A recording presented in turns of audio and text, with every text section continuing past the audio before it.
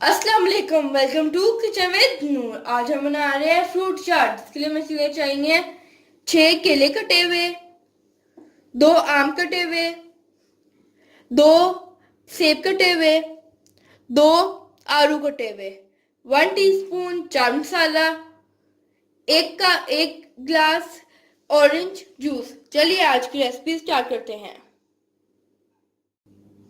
अब हम सबसे पहले बाउल में डालेंगे ऑरेंज जूस और साथ ही इसमें डालेंगे चाट मसाला। इसको मिक्स करेंगे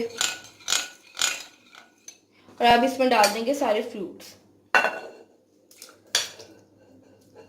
आप फ्रूट्स अपनी पसंद के और भी ले सकते हैं।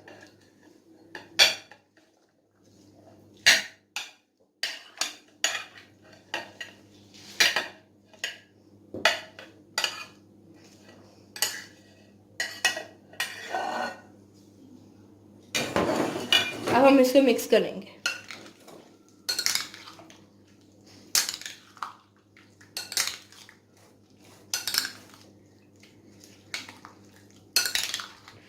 अब हमारी फ्रूट चाट तैयार है। अब हम इसको सर्व करेंगे।